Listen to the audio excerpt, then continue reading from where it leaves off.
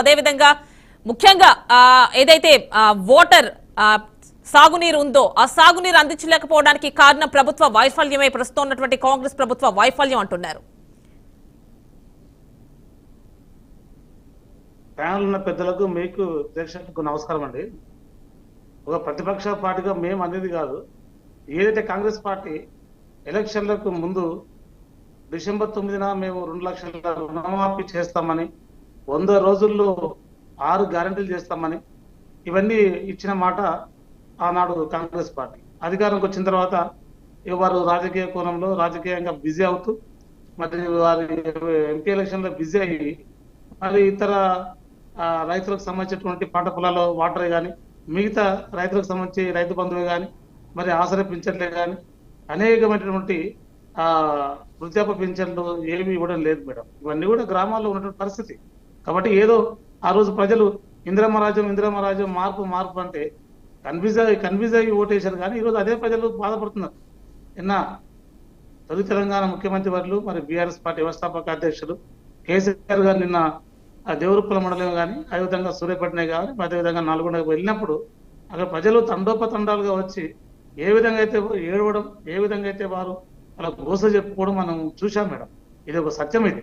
కాబట్టి ఇది ఏదో బురద తల్లే ప్రయత్నం కాదు, ఎన్నికల కోసం చేసేటువంటి ప్రయత్నం కాదు, ఎన్నికల కోసం చేసిన యాత్ర కాదు. ఇప్పుడు ఏ విధంగా ఉంటుంది 100 రోజుల్లోనే మరి ఇంతకుముందుకు 9.5 సంవత్సరాలు లేనటువంటి కరువు అప్పుడు ఎప్పుడో చంద్రబాబు నాయుడు కాలంలో ఉండే. ఇప్పుడున్నటువంటి ముఖ్యమంత్రి గారు రేవంత్ రెడ్డి గారు గురువు గారు పాలించినటువంటి సందర్భంలో ఈ రాష్ట్రానికి కరువు ఉండే, నీళ్ళు లేకుండే, బోర్ల మీద ఆధారపడి బతుకుతుండే, బోర్లో నీళ్ళు లేకుండే. ఇప్పుడు అదే పరిస్థితి మళ్ళీ వచ్చింది. అంటే ఇది వచ్చినటువంటి కరువు కాదు, సహజంగా వచ్చిన కరువు కాదు, ఇది ప్రభుత్వం తెచ్చిన కరువు. ఇది పట్టించుకోకపోవడం, మరి నిర్లక్ష్యం చేయడం, మరి అనేక విధాలుగా ప్రజలను ఇబ్బంది పెట్టేటువంటి పరిస్థితి. కానీ ఈరోజు మనం చూస్తున్నాం మేడం, ఫోర్త్ ఎస్టేట్ గా మీరు కావచ్చు, మరి ఇతర ప్రతిపక్ష పార్టీలు కావచ్చు, అందరూ చూస్తున్నారు. ఏ రోజు కూడా ఇప్పుడు ఇంతకుముందు 2014 కన్నా ముందు ఏ విధంగా అయితే కాంగ్రెస్ మంత్రులు ఉన్నారో, ఏ విధంగా అయితే పాలన ఉన్నదో అది ఇప్పుడు కనిపిస్తున్నది. ఎందుకంటే కాంగ్రెస్ వారికి ప్రజా సమస్యల మీద పట్టింపు ఉండదు. కాంగ్రెస్ వారికి మరి అనేక గ్రామాల మీద కానీ పట్టణాల మీద కానీ పట్టలేనటువంటి పరిస్థితి అది ఈరోజు కనిపిస్తున్నది. కాబట్టి ఏదైతే వాళ్ళు 6 గంటలు కూడా పక్కకు పెట్టినటువంటి పరిస్థితి. మరి 500 గ్యాస్ అన్నారు, ఎక్కడుంది మేడం? మరి 2,500 రూపాయలు మహిళా మనులకు ఇస్తామని ఎక్కడుంది మేడం? మరి కరెక్టేనండి. కాకపోతే ఈ రోజు మన టాపిక్ నీళ్లకు సంబంధించండి, తెలంగాణ ఇరిగేషన్ కి సంబంధించి ఇవన్నీ కూడా అక్కడికే వస్తున్నాం. నీళ్లు లేకపోవడం కారణం ఏంటి? నీళ్లు అనేది పుష్కలంగా ఉన్నాయి.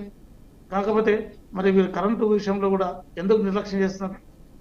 ఏదో మరి అక్కడ ఉన్నటువంటి మేడిపల్లికి సంబంధించింది, మేడిగడకు సంబంధించింది రిపేర్ చేస్తే అయిపోతుండే, దాన్ని నిర్లక్ష్యం చేయడం. అంటే 3 పిల్లర్స్, కేవలం 3 పిల్లర్సే కదా, దానివల్ల ఏమవుతుంది అంటారా మేడిగడ్డ విషయంలో? అంటే మీ వర్కింగ్ ప్రెసిడెంట్ కేటీఆర్ అన్నట్టుగా ఈ 100 రోజుల్లో 100 టీఎంసీల నీటిని ఎత్తిపోసి రైతులకి నీరు నిజంగానే ఇవ్వచ్చు అంటారా? ఒక్కసారి కాంగ్రెస్ నుంచి కూడా ఉన్నారు, వారితో కూడా మాట్లాడదాం, వారేమంటారో చూద్దాం. అసలు వీలవుతుందా లేదా? లిఫ్ట్ ఇరిగేషన్ ద్వారా మనము వాటర్ అనేది అన్ని చెరువులను, అన్ని కుండలు నింపిన పరిస్థితి. ఇప్పుడు నీటి కుండల్లా నిండా ఉన్నటువంటి పరిస్థితి. వేసవి కాలంలో కూడా మరి చెరువులు నిండగా ఉన్నటువంటి పరిస్థితి మీరు 9.5 సంవత్సరాలు చూశారు మీరు. ఈ రోజు ఏమైతుంది మేడం?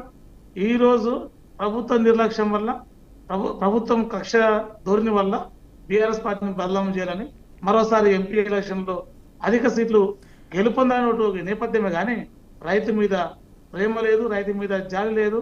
మరి అంటే ఇవే మాటలు డిప్యూటీ సీఎం భట్టి కూడా అంటున్నారు కదా, భట్టి విక్రమార్క కూడా రైతుల మీద ప్రేమ అవన్నీ కాదు, కేవలం ఎలక్షన్ స్టంట్ ఇది బీఆర్ఎస్ అని చెప్పి వారు అంటున్నారు. మీరేమంటారు? అది కాదు మేడం, ఇప్పుడు వారు వాటర్ ఇస్తే ఆ మాట అన్నికి మాకు అవకాశం లేదు కదా. పంటలో కరెంటు పుష్కలంగా ఇచ్చేస్తే, మరి వారు నీరు ఇచ్చేస్తే ఈ మాట అన్నికి మాకు అవకాశం లేదు కదా. వాళ్ళు చేస్తున్నది ఎవరి కోసం? ఎందుకు ఇది మర్చారు? ఎందుకు వదిలేశారు? ఇప్పుడు యంత్రాంగం ఉంది, సీఎం గారు బిజీ ఉండొచ్చు, సీఎం గారు ఢిల్లీకి పోవచ్చు, సీఎం గారు ఎంపీ అభ్యర్థుల ఎన్నికల్లో దాంట్లో బిజీ ఉండొచ్చు. కానీ మిగతా డిప్యూటీ సీఎం గారు ఉన్నారు. అదేవిధంగా జిల్లా నుంచి నల్గొండ జిల్లాకి వెళ్ళి మరి మంత్రులు ఉన్నారు, 2 మంత్రులు ఉన్నారు, ఉత్తమ్ కుమార్ రెడ్డి గారు ఉన్నారు, నీటిపారుదల శాఖ మంత్రి గారు, రోడ్స్ అండ్ బిల్డింగ్ శాఖ మంత్రి మరి కొమిటి రంగారెడ్డి గారు ఉన్నారు. మరి వీళ్ళు సమీక్ష అంటే చేసుకోవాలి. మీరు చూస్తున్నారు కదా, నేషనల్ డ్యామ్ సేఫ్టీ అథారిటీ వాళ్ళు వాళ్ళ కమిటీ ఏదైతే ఉందో అది ప్రస్తుతం అక్కడ పర్యటిస్తోంది, అక్కడ ఒక నివేదికను తయారు చేస్తుంది. ఇవన్నీ మీరు చూస్తున్నారు కదా. ఎంతసేపు మేడం నివేదిక తెచ్చుకోవడానికి ఎంతసేపు పడుతుంది చెప్పండి? నివేదిక తెచ్చుకోవడానికి ఎంతసేపు పడుతుంది? Already technical officers dam safety authority వాళ్ళు కూడా వీళ్ళు అడిగితే కదా వాళ్ళు ఇచ్చేది. వీళ్ళు అడిగితే వాళ్ళు ఇస్తారు. వీరు దాని మీద దృష్టి పెట్టలేదా మేడం? 100 రోజులు దాటిపోయింది మేడం, 100 రోజులు దృష్టి పెట్టలేదు. వీళ్ళు ప్రభుత్వం అడిగితే కాదంటారా? ప్రభుత్వం నాకు ఇమీడియట్లీ కావాలి. ఇప్పుడు ఫోన్ ట్యాపింగ్ లో ఉన్నంత శ్రద్ధ ఇక ఎందుకు చూపించలేకపోతుంది మేడం? ఇవన్నీ ఉన్నాయండి, ఇవన్నీ ఉన్నాయి కాబట్టి మేమేమంటున్నామంటే రైతులకు నీళ్ళు ఇవ్వండి, రైతులకు సంబంధించినటువంటి రైతు బంధు ఇవ్వండి, మరి రైతు బీమా ఇవ్వండి, వారు కాపాడండి, వారిని ఒక బిడ్డగా చూడండి, రైతే రాజుగా చూడండి. గతంలో చంద్రబాబు లాగా వ్యవసాయం దండుగా అనేటువంటి ధోరణిలో వద్దు. తెలంగాణ రాష్ట్రము ఈరోజు కోనసీమ లాగా ఉంది, పచ్చని పంటలు ఉన్నాయి. మా గురువు గారికి తెలుసు, దిలీప్ కుమార్ గారికి. వాళ్ళు వరంగల్ వస్తుంటది పోతుంటారు, ఎంత బ్రహ్మాండంగా ఉంది. ఇప్పుడు ఎండిపోయినాయి, మొత్తం పంటలన్నీ ఎండిపోయినాయి మేడం. రైతులు చనిపోతున్నారు, 200 మంది చనిపోయారు. వాటి మీద కూడా మా ప్రజాస్వామ్యవాదులుగా మాట్లాడాలి కదా. రాజకీయాలు వేరు, ఎన్నికలు వేరు, ప్రజాక్షేత్రం వేరు. ఇప్పుడు ఎందుకు ఎండబెట్టడం ఎందుకు అనేది ఆలోచన. కాబట్టి మేమేమంటున్నామంటే ప్రజలను పట్టించుకోండి, అదేవిధంగా ముఖ్యంగా రైతులను పట్టించుకోండి, నీటిని ఇవ్వండి, నీటి వనరులు పెంచండి, వ్యవసాయ రంగాన్ని పట్టించుకోండి అని దాని మీద బీఆర్ఎస్ పార్టీ స్పష్టంగా ప్రజాస్వామ్య పద్ధతిలో అడుగుతుంది. రేపటి నాడు వీటిని ఇంకా నిర్లక్ష్యం చేస్తే ప్రజా పోరాటాలు తప్పదు. దాని తర్వాత గతంలో 2014 ముందు కాంగ్రెస్ మీద ఏ విధంగా అయితే ప్రజాస్వామ్య పద్ధతిలో ప్రజా సంఘాలు కానీ, కుల సంఘాలు కానీ, జేఏసీలుగా మేము ఏ విధంగా పోరాటం చేసినామో అదే విధంగా రేపటి నాడు పోరాటం చేయాల్సి వస్తుంది. ప్రజల పక్షాన్ని నిలబడాల్సి వస్తుంది. ప్రజలకు కావాల్సిన కనీస అవసరాల కోసం సాధించేంత వరకు కూడా బీఆర్ఎస్ పార్టీ ముందంజలో ఉంటుందని కూడా మేము తెలియజేస్తున్నాం మేడం. ఓకేనండి, ఒక్కసారి మనది కాంగ్రెస్ నుంచి దిలీప్ కుమార్ గారు ఉన్నారు, వారితో కూడా మాట్లాడదాం. నమస్తే అండి.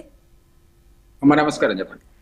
దిలీప్ కుమార్ గారు విన్నారు కదా, ప్రస్తుతం బీఆర్ఎస్ నేత మనకి ఇక్కడ ఉన్నారు, రాములు గారు ఏమన్నారు. అదేవిధంగా మనం చూసుకున్నట్లయితే కేసీఆర్, కేటీఆర్, హరీష్ రావు ఇలా ప్రతి ఒక్కరూ కూడా 100 రోజుల్లో 100 టీఎంసీల నీటిని ఎత్తిపోసి తెలంగాణలో ప్రతి రైతుకి కూడా ఇరిగేషన్ కి సంబంధించి సరఫరా చేయాల్సింది.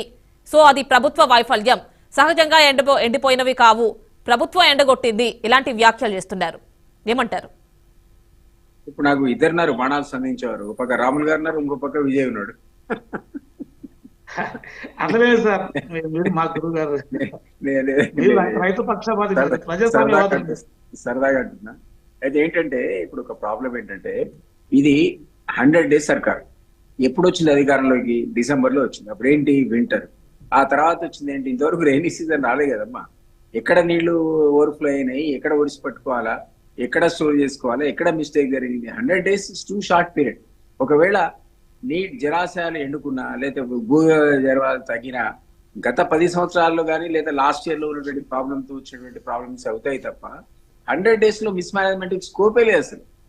ఏమి వర్షం పడ్డదని ఎక్కడ ఆపాను, లేదా కాళేశ్వరంలో నీళ్లు తిప్పాలంటే మేం కాదు కదా, ఢిల్లీ నుంచి వచ్చినటువంటి డ్యామ్ సేఫ్టీ అథారిటీ వాళ్ళే డిజైనింగ్ లోపాలు ఉన్నాయన్నారు. దాన్ని ఏంటో అధ్యయనం చేయడానికి ఒక కమిటీని కన్స్టిట్యూట్ చేశారు.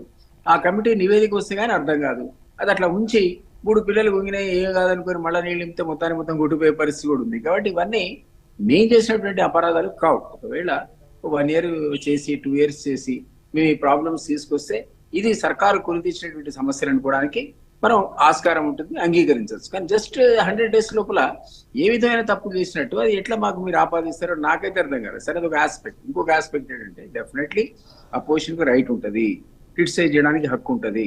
రైతుల సమస్యలు కానీ ఇతర సమస్యలు కానీ అది మీరు ప్రజా వేదికగా మాట్లాడచ్చు, అసెంబ్లీ వేదిక కూడా మాట్లాడచ్చు. ఆయన అసెంబ్లీకి రాడా, మా పాత గురువు గారు అసెంబ్లీకి కూడా రాడా. అక్కడ మాట్లాడకుండా ప్రజలు పోయి మాట్లాడుతూ అంటాడు. పోయి తప్పేం లేదు, సమస్య ఉన్నప్పుడు పోవడంలో ఆయనకు హక్కు ఉంది. సీనియర్ మోస్ట్ లీడరు అని ఎందుకు పోయాడని మనం లేవు, పోతే తప్పు కూడా పట్టలేవు అని చెప్పిన మాటలు వినాల్సిన అవసరం కూడా ఉంటుంది. కానీ మీరే చెప్పండి నాకు, 200 రైతులు 200 మంది రైతులు నిజంగా ఆత్మహత్యలు చేసుకున్నారా? అని అంటున్నారు కదండి, బీఆర్ఎస్ వారు అంటున్నారు కదా అలా అని. Is it possible? మీరు మీడియా ఛానల్లో ఉన్నారు కదా, డైలీ వార్తల్లో రావాలి, లేకపోతే వీడియో ఛానల్లో కథనాల్లో రావాలి. ఎక్కడి నుంచి ఇద్దరు ముగ్గురు చనిపోయారంటే అని అర్థం చేసుకోవచ్చు. కానీ 100 రోజుల్లో 200 మంది రైతులు ఆత్మహత్యలు చేసుకున్నారని ఆ మాజీ సీఎం గారంటే ఎట్లా మనం దాన్ని బిలీవ్ చేయగలుగుతామని చెప్పండి. మీ నోటీస్కి, మా నోటీస్కి, ప్రభుత్వ నోటీస్కి రాకుండా ఏ విధంగా 200 అల్లదలిస్తుందా? ఎవరు వాళ్ళు చనిపోయిన వాళ్ళు? ఇది కావాలని పొలిటికల్ మాటలు మాట్లాడు తప్ప మరొకటి కాదు. ఇంకొకటి, ఈరోజు పార్లమెంట్ ఎలక్షన్స్ ముందున్నాయి. ఆ కారణం చేత ఆయన ఇష్యూ ఒకటి ఎదురుగా ఉన్నది కాబట్టి డ్రింకింగ్ వాటర్లో కాస్త క్రైస్తున్న మాట వాస్తవమే, రైతుల పొలాలు కూడా ఎండుతున్న మాట వాస్తవమే, కాదనడానికి వీల్లేదు. దానికి అవసరమైన చర్యలని కూడా ఇప్పుడు ఎన్నిసార్లు మాట్లాడినా ప్రతిపక్షం చేతిలో అధికారం ఉండదు, అధికారులు ఉండరు, డబ్బులు ఉండవు. బయట నుంచి అప్పు చేసుకునే అవకాశం అధికారంలో ఉన్న పార్టీకి ఉంటుంది తప్ప విమర్శ చేసేటువంటి ప్రతిపక్షానికి ఉండదు. ప్రతిపక్షం ఓన్లీ పాయింట్అవుట్ చేయగలుగుతారు, అది మీరు తప్పు చేశారని చెప్పాలి. లేదా అదే వారు అంటున్నారు కదండి, మీరే మీ వల్లే ఎండిపోయినవి ఏదైనా గానీ, రైతుల పొలాలు కావచ్చు, ఏవైనా గానీ నీరు ఇవ్వలేకపోవడం మీ వైఫల్యం. సో మీరు అట్లీస్ట్ వెళ్ళారా అని అడుగుతున్నారండి. మంత్రులు కావచ్చు, ఎమ్మెల్యేలు కావచ్చు. ఈ ఏజ్ లో, ఈ వయసులో ప్రతిపక్ష నేత వెళ్ళందరినీ పరామర్శిస్తున్నారు. మీరేం చేశారు? కనీసం వెళ్ళి పరామర్శించారా మీ ఎమ్మెల్యేలు కావచ్చు, మంత్రులు కావచ్చు అంటున్నారు. అది కాదండి, అధికారంలో ఉన్న వాళ్ళకు నిరంతరంగా మానిటర్ చేసే ఆస్కారం, అవకాశం ఉంటుంది. ఇంతకుముందు చెప్పినట్టు ప్రతిపక్షాలకు విమర్శ చేయడానికి అవకాశం ఉంటుంది తప్ప సొల్యూషన్ చెప్పలేరు. వాళ్ళ డబ్బులు ఉండవు, అప్పు తెచ్చుకుందామని వాడు అప్పు కూడా ఇవ్వడు. ఎందుకంటే ప్రభుత్వానికి ఇచ్చిన బదులు ఇవ్వలేడు కదా. దాన్ని ఇప్పుడు మీరు బట్టి మీరు కోట్ చేశారు. అదేవిధంగా మా ఉత్తమ్ కుమార్ రెడ్డిని కోట్ చేశారు. వాళ్ళు ఏ విధమైన రివ్యూలు చేయకుండా, ఏ విధమైనటువంటి అధికారులతో సమీక్షలు చేయకుండా, వాస్తవ పరిస్థితులు అంచనా వేయకుండానే ఈ మాటలు మాట్లాడుతున్నారా? It's not correct. ఇప్పుడు 100 days లో మీరు ప్రభుత్వాన్ని బ్లేమ్ చేయడం అనేది కరెక్ట్ కాదు అని నేను చెప్తున్నాను. అది too short a period to blame us. ఒకవేళ అట్లాంటి తప్పులు జరిగితే క్యూములేటివ్ ఎఫెక్ట్ అయి ఉంటుంది. అది ఈ నీళ్ల లోపల ఉన్నటువంటి తప్పులు క్యూములేటివ్ ఎఫెక్ట్, దాని రిజల్ట్ ఈ రోజు ఉంటే ఉండొచ్చు. కానీ మేమైతే కాళేశ్వరాన్ని మేమే తవ్వే కుంగదీయలే కదమ్మా, కాదంటే అవే కుంగినే. అది మీ కళ్ళెదురుగా మీరు అధికారంలో రాకముందు ఓట్లు వేసే సమయంలో కర్ణుడి రథం కుంగినట్టు కుంగితే దాని ఇంపాక్ట్ కూడా మీ మీద పడ్డది. అది మాకు కూడా తెలియదు. మేము దాని కమిటీ చేసాం, దాని రిపోర్ట్ వస్తే మాకు అర్థమవుతుంది. టెక్నికల్ ఫాల్టా, ఇంకో ఫాల్టా, ఎవరి ఫాల్టా, ఇంజనీరింగ్ ఫాల్టా, లేదా సూపర్వైజేషన్ ఫాల్టా మనకు తెలియదు. సో ఏదేమైనా దాన్ని ఈరోజు పూర్తి కెపాసిటీలో నీళ్లు లిఫ్ట్ చేసి వాడుకునే పరిస్థితి కూడా లేదు. ఎస్, కేసీఆర్ గారు అన్నట్టు గతంలో డెడ్ స్టోరేజ్ నుంచి కూడా మేము నీరు పంపు చేసామని అన్నారు. నిన్న మొన్న కూడా గొడవ అయింది. అది నల్గొండలో క్రాప్ కు నీళ్ళు ఇవ్వకుండా ఖమ్మానికి పాలేరుకు నీళ్ళు ఎట్లా తరలించుకుపోతారని ఒక ఇష్టం వచ్చింది. నేను మంత్రి గారిని అడిగిన, తుమ్మల గారిని, ఎట్లా సార్ మీరు ఖమ్మానికి ఎట్లా తీసుకుపోతారు, నల్గొండలో పంటలు ఎండిపోతున్నాయని రైతులు గొగ్గోలు పెడుతున్నారని ఇట్లాంటి డిబేట్ లో మన వాళ్ళు పాయింట్అవుట్ చేస్తే, నేను తర్వాత బయటకు పోయి మాడితే ఆయన నాకు చెప్పిన విషయం, ఆ నల్గొండ జిల్లాకి నేను ఇన్ఛార్జ్ మంత్రినండి, నల్గొండ ప్రజల రైతుల అవసరాలు తీర్చకుండా నేను ఎందుకు పట్టుకుపోతా? అక్కడ ఉన్న ప్రాబ్లం డ్రింకింగ్ వాటర్ ప్రాబ్లం. ఇది మేము సాగునీటి కోసం తీసుకోలేదు, డ్రింకింగ్ వాటర్ కోసం తీసుకుపోయినాం అనేటువంటి పరిస్థితి. ఇట్లాంటి దాన్ని ఓవర్కమ్ కావాలంటే సమయం పడుతుంది. మేము అన్ప్రిపేర్డ్గా ఉండి జలాశయాల్లో నీళ్లు వదిలేసి లేదా కాళేశ్వరాన్ని లిఫ్ట్ చేసే అవకాశం ఉన్నా మేము చేయకుండా ఊరుకొని ఎట్లా పాసిబుల్? అది లిఫ్ట్ చేసి కూలిపోతుంది కదా. అక్కడ ఎక్స్పర్ట్స్ చెప్పేటుంటుంది. ఇంజనీరింగ్ వాళ్ళకంటే మనకి ఎక్కువ నాలెడ్జ్ ఉందా? గతంలో టెక్నికల్ డిఫెక్ట్స్ జరిగాయి, డిజైనింగ్ లోపాలు జరిగాయని ఒక పక్కవాడు మొత్తుకుంటుంటే అవునో కాదో తెలుసుకునే పరిస్థితుల్లో మేము ఉన్నాం తప్ప అది అట్లాగే కుంగిపోయినాక వాటర్ లిఫ్ట్ చేసి మళ్ళా ఈ జలాశయం ఆ జలాశయం నింపేటువంటి పరిస్థితి లేదు కదా అంటున్నా నేను. సో ఇది మేము ఓవర్కమ్ అవుతాం. ఖచ్చితంగా గవర్నమెంట్ అనేది ప్రిపేర్డ్ గా ఉంది, సమీక్ష నిర్వహిస్తుంది. మంత్రులకు డెఫినెట్లీ ఆ సమర్థత ఉంది. గతంలో సుదీర్ఘకాలం బట్టి గారు, ఉత్తమ్ గారు మంత్రులుగా పనిచేసిన అనుభవం కూడా వాళ్ళకు ఉంది. Apart from party leaders, they also performed as ministers. So ఇవన్నీ కూడా ఎవరు కూడా జస్ట్ లైక్ దట్ 100 days లో మీరు మమ్మల్ని కరువుకు ప్రతిదానికి అయిన దానికి కాందానికి 20 మంది ఎక్కడ ఆత్మహత్యలు అండి? అది ఉత్త ఫిగర్స్ తీసుకొచ్చి మా మేడం చూడడం అనేది, ఎవరైతే ఇలా ఆత్మహత్యలు చేసుకుని ఉన్నారో లేదంటే ఏదైతే నష్టం జరిగిందో వాళ్ళకి ఒక 25,000 ఎకరాకి, ఒక్కో రైతుకి ఒక్కో ఎకరాకి 25,000 నష్టపరిహారం ఇవ్వమని డిమాండ్ చేస్తున్నారు. ఏమంటారు? మీరు అన్నట్టు అంచనా అనేది అధికారులు వేస్తున్నారు. నిజంగా అటువంటి పంట నష్టం జరిగితే ఇస్తారు. వీళ్ళు గతంలో ఇచ్చారా? 10,000 రూపాయలు నష్టపరిహారం ఇస్తా అన్నారు రైతులకు. ఆ పరిహారం అందిందండి? అది అందకపోవడం వల్ల చాలా మంది వీళ్ళకి వ్యతిరేకంగా ఓటేశారు. 10,000 ప్రకటించి సీఎంఏ, ఇంకా మాజీ సీఎం గారు చెప్పిన మాట, మనం 150 కోట్లు ఇచ్చినమా, 300 కోట్లు ఇచ్చినమా, 300 ఇచ్చినట్లు అన్నాడు ఆయన. 300 crores, 10,000 crores రిక్వైర్మెంట్ ఉంటే రైతుల కాంపెన్సేషన్ కి 300 కోట్లతో సరిపెట్టే ప్రయత్నం చేయడం వల్ల అది బూమరాంగ్ అయిన విషయం నిజమే కదా. ఆ రైతులు మీకు వ్యతిరేకంగా ఓటేసినటువంటి సందర్భం మనమే కళ్ళతో చూసాం కదా. అదే పద్ధతిలో ఇక్కడ సిటీలో వరదలు వస్తే ఇంటింటికి మేము 10,000 ఇస్తామని ప్రకటించారు. ఎలక్షన్ కూడా వచ్చిన తర్వాత ఇస్తామన్నారు. నోట్ల కట్టలు పట్టుకొని పోయి ఇంట్లో నాయకులు మంచి సగం మంచారు, పూర్తిగా మంచారు, పెద్ద గొడవలేని ఒకళ్ళ మీద ఒకళ్ళ పిటిషన్స్ పెట్టుకున్నారు, అందరికీ ఆ పైసలు అందలేదు. అది కూడా ఇక్కడ ఫ్లడ్స్ వస్తే సిటీలో ఫ్లడ్స్, వరంగల్లో ఇక్కడ ఫ్లడ్స్ వచ్చే సందర్భంలో వాళ్ళు ఇచ్చిన వాగ్దానం 10,000 ఎవరికి నేను అనుకుంటే 10% కూడా అందలేదు. ఇవన్నీ మిస్టేక్స్ చేసి దానివల్ల ఫలితం ఈ రోజు అనుభవిస్తున్న మీరు 100 రోజులే బయటికి రావడం ఏంటంటారు? రండి, తప్పేం లేదు, ఆయనకు హక్కు ఉంది, ఆయన ప్రతిపక్ష నేత, మాట్లాడచ్చు, సరే మమ్మల్ని సరి చేయొచ్చు, మాకు సూచనలు కూడా ఇవ్వచ్చు. కానీ ఆయన అన్నాడు నిజంగా కరెంట్ కొరత ఉన్నది అని అనుకుందాం ఫర్ ఎగ్జాంపుల్, భాగ్యం ఆ మాత్రం తెలియలేదండి, ఆయనే చెప్తున్నాడు ఆయనే అంటున్నారు కదా, విద్యుత్ కొరత ఉంటే, నీటి సమస్య ఉంటే మిషన్ కాకతీయ యూజ్ చేసుకోవచ్చు కదా అని అడుగుతున్నారు. ఒక్క నిమిషం, ఇంపార్టెంట్ ఆస్పెక్ట్, ఒక్క నిమిషం. ఆయన తన సొంత మాటల్లో మాజీ సీఎం ఏమన్నా అంటే, గతంలో తెలంగాణను కనెక్ట్ చేసినటువంటి గ్రిడే లేదు, ఆ గ్రిడ్ మేమే వేసాం. నెక్స్ట్ మా పరిపాలన సందర్భంలో 3 రకాల గ్రిడ్స్ తీసుకొచ్చి ఆంధ్రప్రదేశ్, తెలంగాణ కూడా ఈ రోజు అనుసంధానించబడ్డాయి. దాని కారణం చేత ఎక్కడి నుంచి ఏ కార్నర్ నుంచి కంట్రీలో కరెంట్ కావాలని తీసుకొచ్చే అవకాశం ఏర్పడ్డది. మీరు తెచ్చుకోండి అంటున్నాడు. పవర్ కట్ ఎందుకు అంటున్నాడు? అంత తెలివి తక్కువగా మేము పవర్ కట్ చూస్తున్నామా? మీరు చెప్పండి, మీ ఆఫీస్లో ఎన్నిసార్లు కరెంట్ కట్ అయింది? ఖచ్చితంగా కొనుక్కొస్తామండి. నిజంగా కూడా పక్క రాష్ట్రం నుంచి కొనుక్కురావాలన్నా, ఇంకో ఏజెన్సీ నుంచి కొనుక్కురావాలన్నా ఇప్పటికిప్పుడు పేమెంట్ కూడా అవసరం లేదు. ఈ రోజు మీరు 4 నెలల కోసం అరేంజ్మెంట్ చేసుకుని ఆ 4 నెలల తర్వాత ఇస్తాము, 6 నెలల తర్వాత అప్పిస్తామని అప్పియరా బాబు అంటే ఇచ్చే అవకాశం ఉంటే, మేము పవర్ కట్లు పెట్టి రేపు పార్లమెంట్ ఓట్లు వస్తుంటే అడగడానికి